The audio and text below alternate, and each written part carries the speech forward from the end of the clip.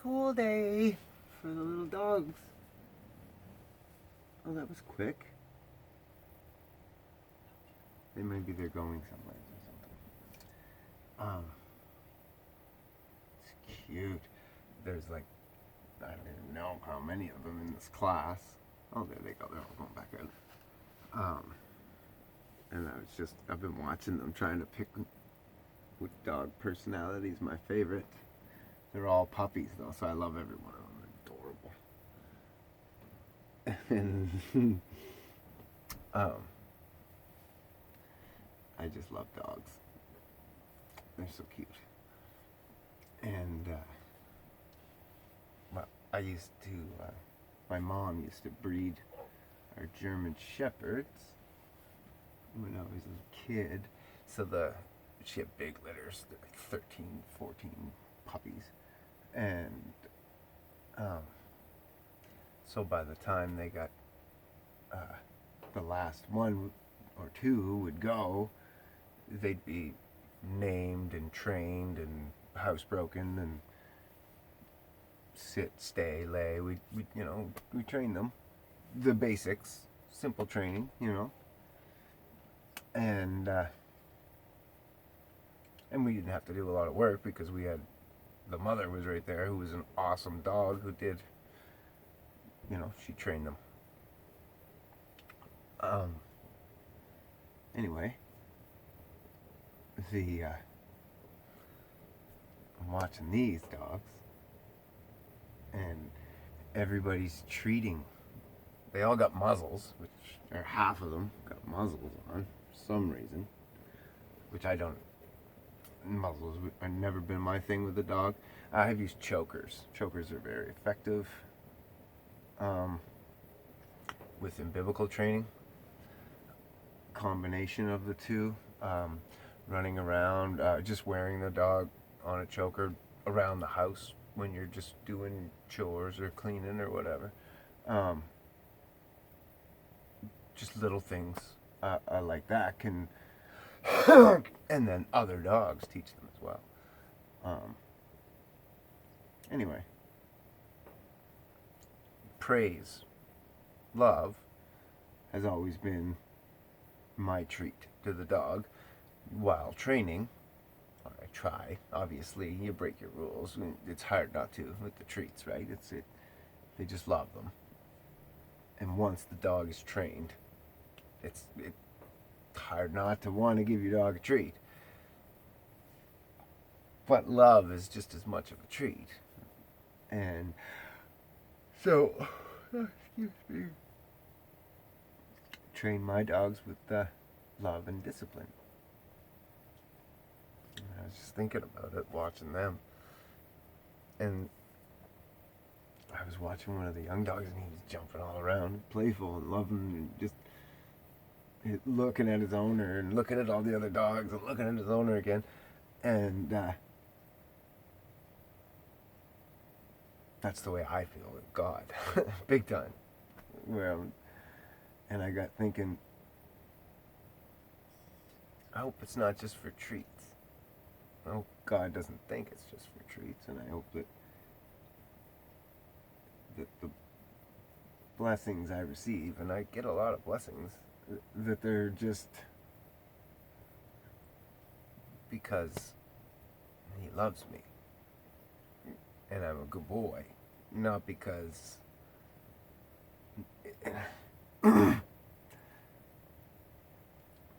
not in order for me to be a good boy do I need those treats or blessings. It's that I was a good boy and continued to be a good boy, and then I was kicked around and I was still a good boy. So it's just hard to not want to give me the treats, that's all, or whatever, when I deserve it, And I still screw up. I'm a bad dog too. But not very often. Not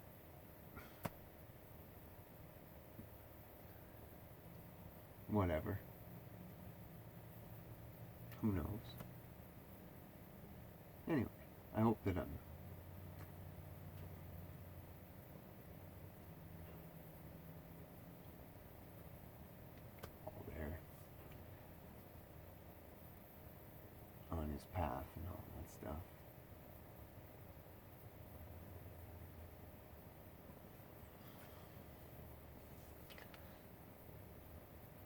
I've always said that I don't need to be in God's story, but I need for God to be all throughout my story.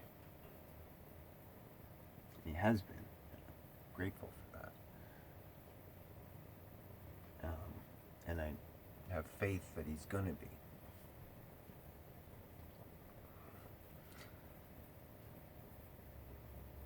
No matter what choices I make.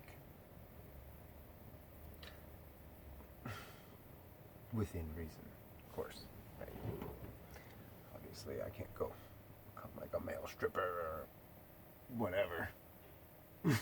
And try to stay all in His good graces or whatever. Like, it's not going to work, right? But I mean,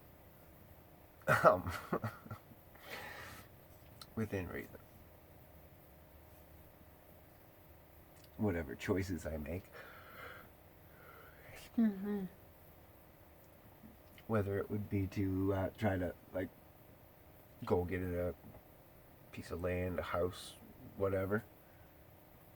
Or to keep going this way, upgrade and get like a school bus, whatever. Or a little mix of the two, which is what I'm praying for. If I can get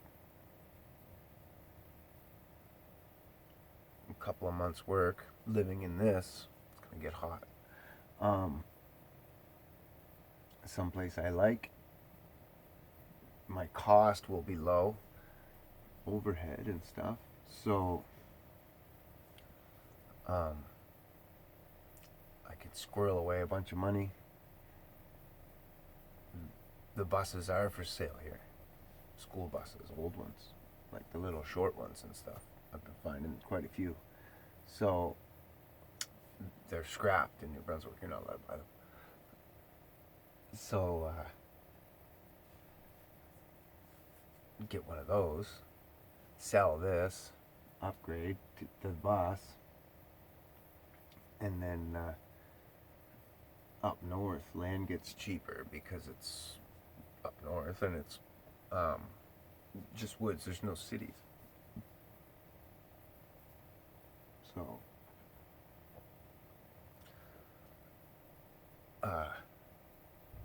get a little piece of land up there to base out of a little bit, and then just bus wherever the omens and the signs and God needs me to be, or stop or go or whatever. Figure it out. Obviously, I'd have to do a couple years here, maybe year and a half, and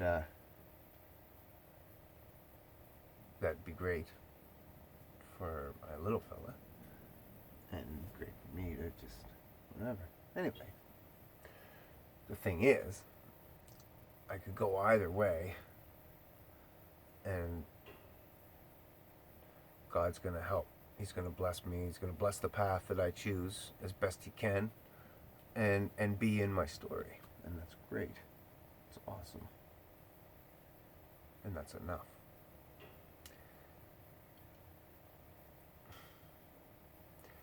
I just hope, and I pray, and if you pray for this for me, that I pick and make the most, I pick the choices that are going to be the most benefit to God's story, if I can benefit it at all. Whether it be just doing these and maybe I save one soul, that benefits God's story. Your soul is priceless. You have no idea. So one's enough. I'll ramble on like this for all my whatever. I still got 40, 50 years left if I take care of myself. So I can do these for a long time. It doesn't cost a lot. As you can see, my famous set. But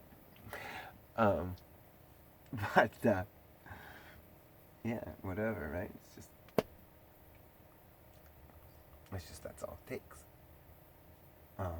So I hope that I make choices that most benefit his story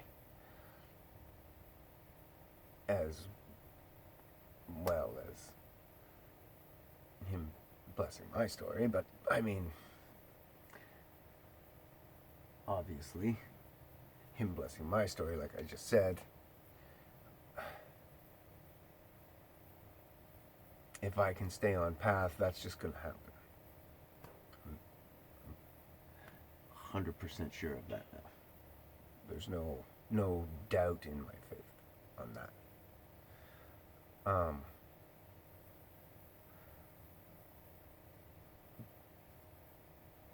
Now I need to make the best choices for him.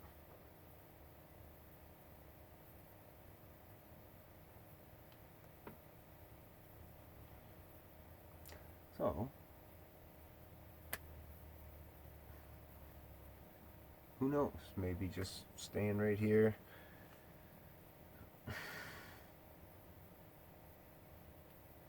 could teach somebody something, and they could do something great in God's story, and with the seed of knowledge that I plant for them to go and learn triple what I learn and say it way better than I say it, and that'd be great too. The smallest things can make such a huge difference. In cooking, right? Like, you think something that's only a teaspoon or whatever isn't going to make that much difference. When I grow my fungus, mushrooms and stuff, the median that you grow it in, it's like a soil that you grow mushrooms in. It's not, you don't grow it in shit like everybody thinks. You grow them in a brown rice flour mixture. And anyway,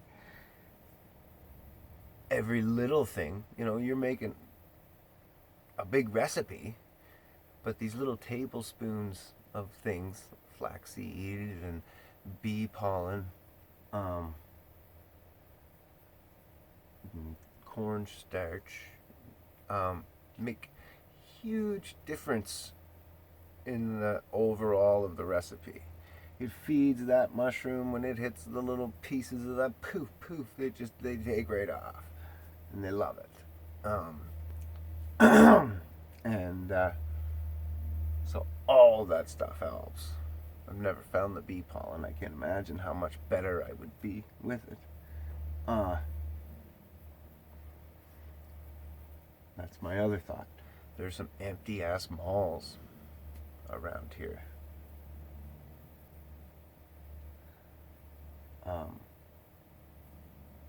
There's one that I found. It must have been a bar maybe at one time, because all the windows are tinted right out black.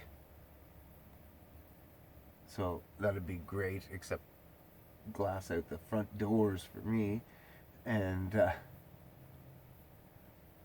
do grow kits where I'll grow your weed plants for you.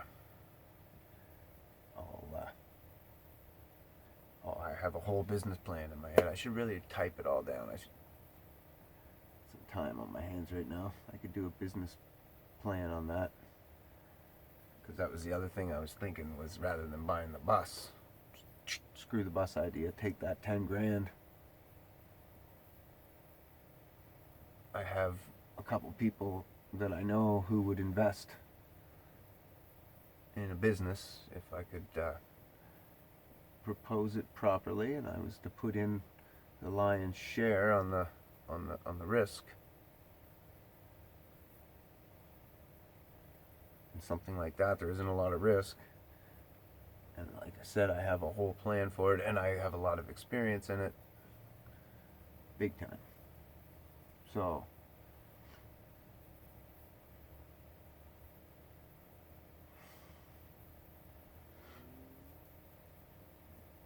really good idea.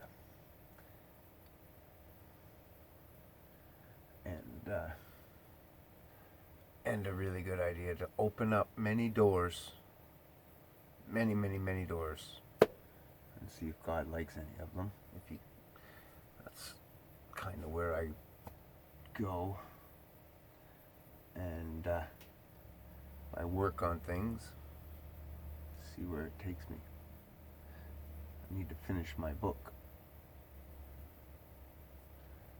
I'm not much of a typer, and I can never type as fast as I could think, and then I'll get into a sentence typing away, and but my brain's into paragraphs, and I can never remember the words quite the same the second time through, and so that they'll lose that little bit of that little fire or whatever when I'm doing dialogue, especially like soliloquies, soliloquies, things like that, or speeches of any kind, because the soliloquy is an internal speech, or talking to yourself. I'm good at that. That's what I'm doing right now. It is what I'm doing right now. That's what I do. My brain just goes like this all the time. So what the fuck? I can put it on a video and let you guys be my therapist. It's free. Free fucking therapy. Look at that. Perfect.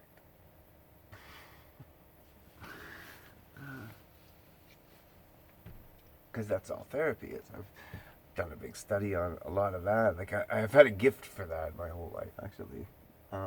Used to help people with their relationships and stuff like that when I was really, really young. Bartending when I was like 6, 7 years old. I used to just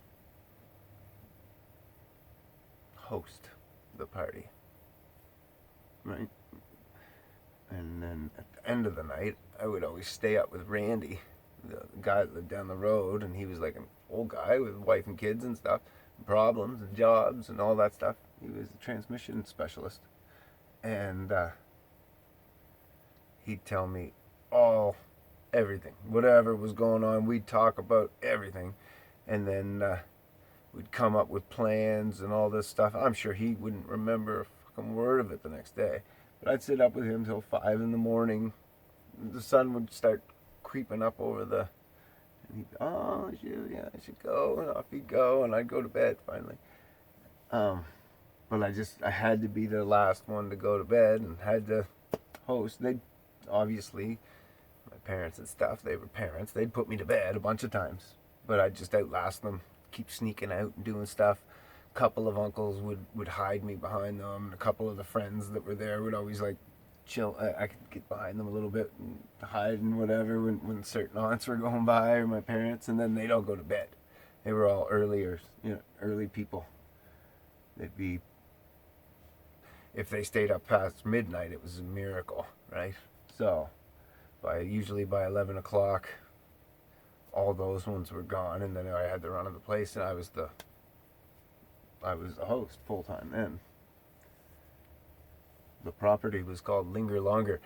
I did a business plan a while back for Linger Longer mental health farm, where you take and operate a farm with acreage, enough acreage that you could burn wood in even if it was just maybe 1 or 2 old-fashioned wood stoves. What I was thinking was like have a lodge building where you did your cooking, eating, and a lot of the meetings and stuff like that, and then have some little camps and things, and have it so people could come and like for depression and anxiety, because it's a pandemic in our society right now. So I thought you could come with your depression and anxiety. Obviously, they're not going to come. Usually, that somebody who's got those symptoms is an invert, right? So they would come once the place was open, popular, and known. A lot of people would come there before they'd kill themselves, or they'd call. It's like the suicide hotline. Like nobody wants to kill yourself.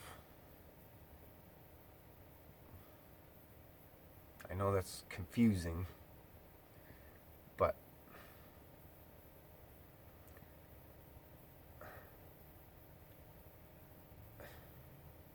when you've given up, it's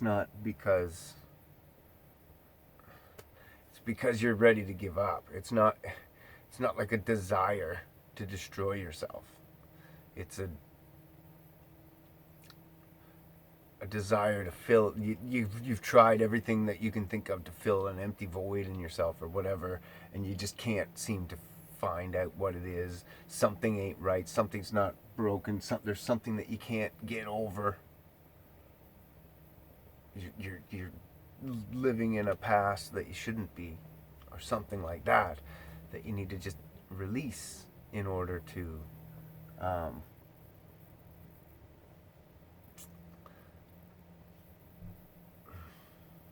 move on.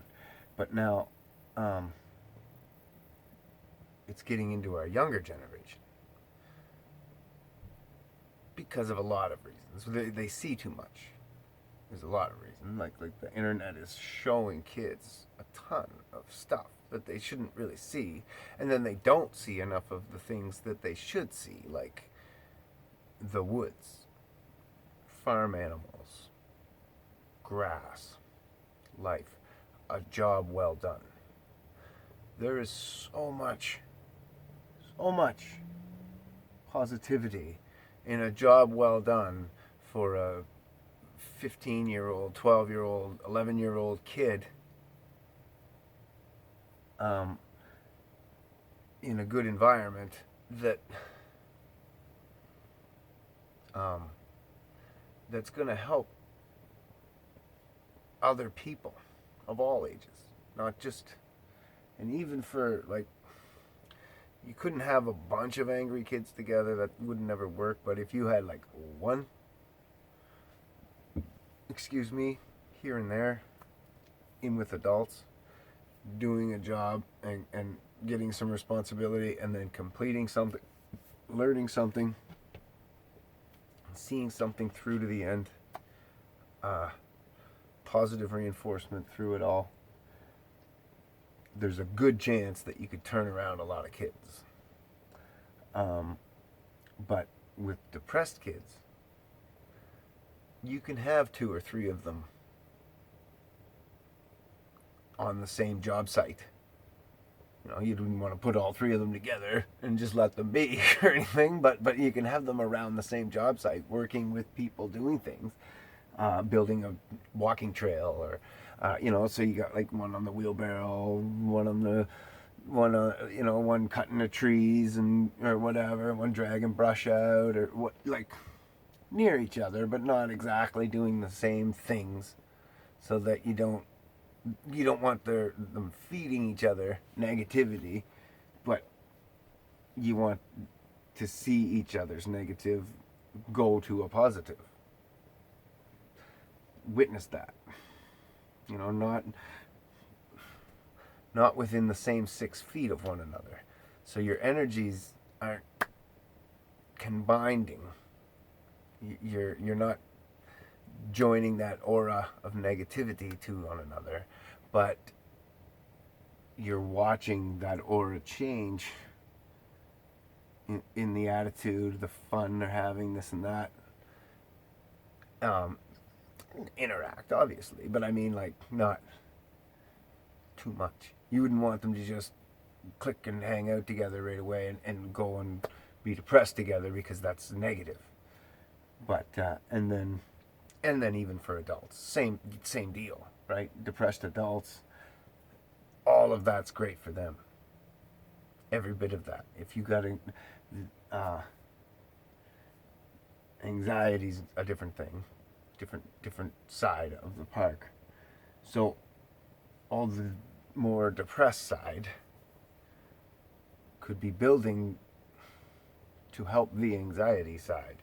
And the anxiety side would be places with, like easels and art, paint, all that kind of stuff set up and ready to just go and use, people around to help, teach, things like that. Music center, same kind of ideas, just some guitars, a piano, this and that, kicking around. Just another room to use. Walking trails, obviously, into the woods all over the place. Fireplaces, indoor and outdoor. Safe places to have an outdoor fire and just watch. And then a nice fireplace inside that you could sit around a nice warm fire and feel the heat of it and really enjoy a nice environment of a comfy, warm environmental building where everybody would gather to eat, or maybe a little lounge area that's kind of like more laid back off to the side, but kind of an open area. But the building, not huge, but big enough, but not overly huge, because that's intimidating. Like walking into a huge church or whatever, that's very intimidating. But a cozy cabin lodge with a great big open in the loft upstairs and the open cathedral ceiling, stone fireplace going up the back wall.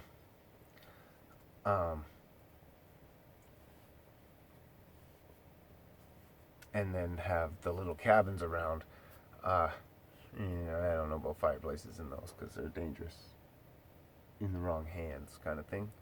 And then have live-in staff who are just people like me that don't really fit into society. There's a whack of us. We just don't, right? So if there was linger longers all over the country, obviously you'd also need a staffed nurses, doctors, but I believe those things would come where the people who came at a younger age, you could get them educated in that stuff so that you had them, and they would still live there and they would still do all the other things and live that beautiful life of just being, you like growing herbs and stuff, grow herbs for everybody in the community. In this herb garden over here, help the herbs grow, or whatever. You want to just, you want to work different gardens all the time and just help everybody, move all around, help everybody out, do whatever, build buildings, build barns, work with the cows, work with the chickens, move the pigs around so that they continually cultivate the land and stuff, mend fences, go out and cut the trails in, thin the woods, select cut for firewood, bring that back, cut it up. I'd love to have a bandsaw mill there, select cut, and make boards and wood and 2x4 and all that kind of stuff right there on site. I know how to do all these things. I have a little bit of knowledge in almost everything that I've mentioned so far that I could help people with, except for nursing. But again, if that was open, a lot of nurses would just be called to it. A lot of retired nurses would be called to it, who would apprentice the younger nurses who were of people that would just be called to that. And we would then be able to supply the world, Canada at least, and the US, because I think this would take off in the US and overseas as well, but I mean Canada and the US, organic food, right?